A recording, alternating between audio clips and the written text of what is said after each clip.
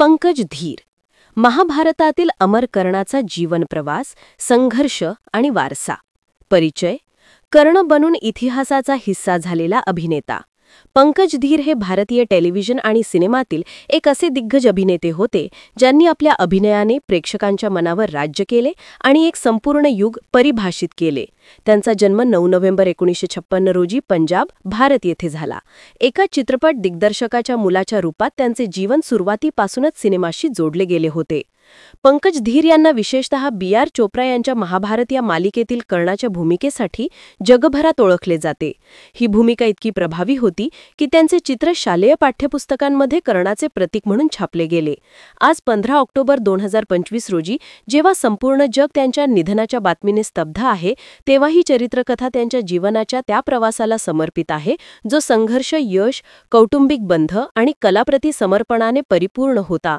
कर्करोगाशी दीर्घकाळ लढा दिल्यानंतर त्यांचे निधन झाले, परंतु त्यांचा वारसा त्यांचा मुलगा निकितीन धीर, पत्नी अनिता धीर आणि असंख्य चाहत्यांच्या मनात कायम जिवंत राहील. ही चरित्रकथा त्यांच्या जीवनातील प्रत्येक पैलूला स्पर्श करण्याचा प्रयत्न आहे, बालपणापासून ते शेवटच्या श्वासापर्यंत. प्रारंभिक जीवन, सिनेमाच्या घरात वाढणे.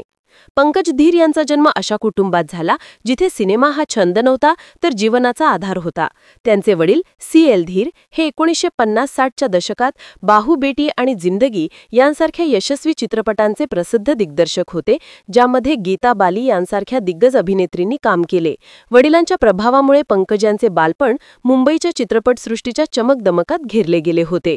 त्यांचे कुटुंब मूळ पंजाबचे होते, परंतु ते मुंबईत स्थायिक झाले होते. त्यांनी आपले शालेय शिक्षण मुंबईच्या सेंट थेरेसा हायस्कूलमधून पूर्ण केले, जिथे ते सरासरी विद्यार्थी होते, परंतु खेळ आणि नाटकांमध्ये त्यांना रस होता.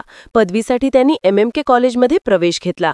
बालपणापासूनच पंकज यांना दिग्दर्शक बनण्याचे स्वप्न होते. ते आपल्या वडिलांच्या सेटवर फिरत सहाय्यक बनून काम करत. एकदा तर त्यांनी एका सहाय्यक दिग्दर्शकाला थोबाडीत मारली होती, कारण तो त्यांना तासनतास वाट पाहायला लावत होता. ही घटना त्यांच्या रागीट परंतु तत्वनिष्ठ स्वभावाचे दर्शन घडवते. त्यांची 6 फूट अंदाजे 1.8 मीटर उंची त्यांना नेहमीच प्रभावी व्यक्तिमत्वाचा धनी बनवत असे. घोडेस्वारी आणि प्रवास हे त्यांचे छंद होते, ज्यांनी पुढे त्यांच्या अभिनयाला खोली प्रदान केली. पंजाबी संस्कृतीच्या प्रभावामुळे ते नेहमीच मजबूत नैतिक मूल्यांचे व्यक्ती राहिले. शिक्षण आणि प्रारंभिक करिअर, अभिनयाकडे वळणे. कॉलेजच्या काळात पंकज यांनी अभिनयाचे प्रशिक्षण घेतले. ते प्रशिक्षित अभिनेते, लेखक आणि दिग्दर्शक होते.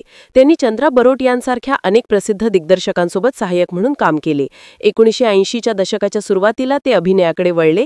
त्यांचा पहिला चित्रपट पदार्पण 1983 मध्ये सुखा या चित्रपटातून झाला, परंतु ही छोटी भूमिका होती. चित्रपटांमध्ये त्यांनी सहाय्यक भूमिका साकारल्या, जसे की सौगंफ 1991, सनम बेवफा 1991, सडक 1991, सोल्जर 1998, बादशाह 1999, अंदाज 1994, तुमको ना भूल पाएंगे 2002. यामध्ये ते अनेकदा खलनायक किंवा मजबूत व्यक्तिरेखांच्या भूमिकांमध्ये दिसले, पण खरी यशस्वीता त्यांना टेलिव्हिजनवर मिळाली. महाभारत, कर्णाची भूमिका जी आयुष्य बदलवणारी ठरली. 1988 मध्ये बी.आर. चोप्रा यांच्या महाभारत या मालिकेने पंकज धीर यांना अमर बनवले. विशेष म्हणजे त्यांना सुरुवातीला अर्जुनाची भूमिका ऑफर झाली होती, परंतु जेव्हा त्यांनी मिशा कापण्यास नकार दिला, कारण त्या त्यांच्या ओळखीचा भाग होत्या, तेव्हा दिग्दर्शकाने त्यांना कार्यालयातून बाहेर काढले.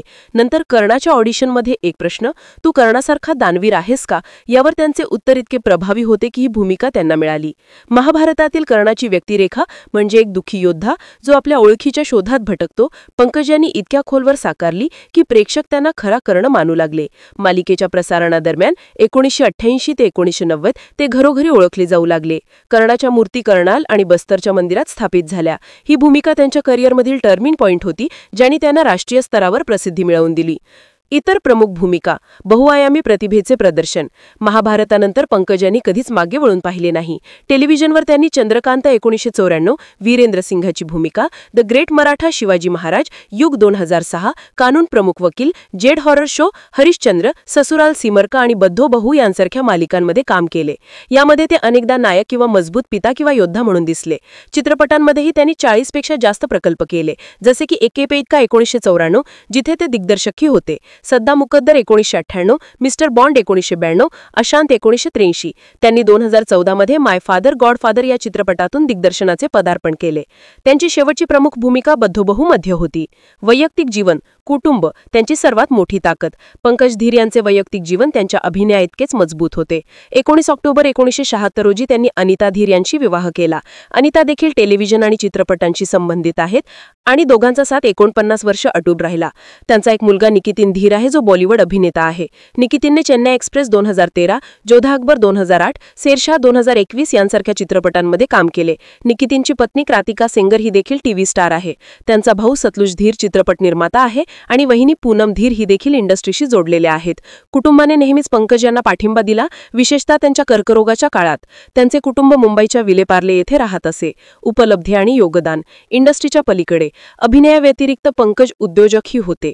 2006 मध्ये त्यांनी आपल्या भावा सतलुज यांसोबत विजेज स्टुडिओज नावाचा शूटिंग स्टुडिओ स्थापन केला, जो मुंबईच्या जोगेश्वरी येथे आहे. 2010 मध्ये त्यांनी अभिनय ॲक्टिंग अकॅडमी सुरू केली, जिथे गुफी पेंटल महाभारतातील शकुनी फॅकल्टी हेड होते. ही अकॅडमी नवीन कलाकारांना प्रशिक्षण देते. ते सिंटा म्हणजे सिने अँड टीव्ही आर्टिस्ट असोसिएशनचे माजी महासचिव आणि अध्यक्ष होते. त्यांची उंची, आवाज आणि उपस्थिती यांनी त्यांना आदर्श योद्ध्याचे प्रतीक बनवले. आरोग्याचा संघर्ष आणि निधन, योद्ध्याचा अंतिम लढा. काही वर्षांपासून पंकज कर्करोगाशी झुंज देत होते. काही महिन्यांपूर्वी त्यांच्या आजाराची पुनरावृत्ती झाली आणि त्यांनी मोठी शस्त्रक्रिया केली. परंतु 15 ऑक्टोबर 2025 रोजी मुंबईत त्यांचे निधन झाले. ते वयाच्या 68व्या वर्षी होते. सिंटाने अधिकृत निवेदन जारी केले. गहिरे शोकासह कळवित आहोत की आमचे माजी अध्यक्ष आणि महासचिव श्री पंकज धीर यांचे 15 ऑक्टोबर 2025 रोजी निधन झाले. त्यांचा अंतिम संस्कार त्याच दिवशी विलेपार्ले येथे झाला. त्यांचे मित्र अमित बेहल यांनी या बातमीची पुष्टी केली. त्यांच्या निधनावर अर्जुन फिरोज खान यांसह अनेक सहकलाकारांनी श्रद्धांजली वाहिली. निकितीनने सोशल मीडियावर भावनिक पोस्ट शेअर केली. वारसा कर्णासारखा अमर. पंकज धीर यांचा वारसा महाभारताच्या पलीकडे आहे. त्यांनी केवळ अभिनय शिकवला नाही, तर इंडस्ट्रीला एक स्टुडिओ आणि अकॅडमी दिली. त्यांचा मुलगा निकितीन यांच्यामार्फत धीर कुटुंबाची परंपरा पुढे चालू आहे. ते शिकवत की अभिनय हा जीवनाचा आरसा आहे, संघर्षपूर्ण परंतु विजयी. आज जेव्हा आपण कर्णाला आठवतो, तेव्हा पंकज धीर यांचा चेहरा डोळ्यासमोर येतो.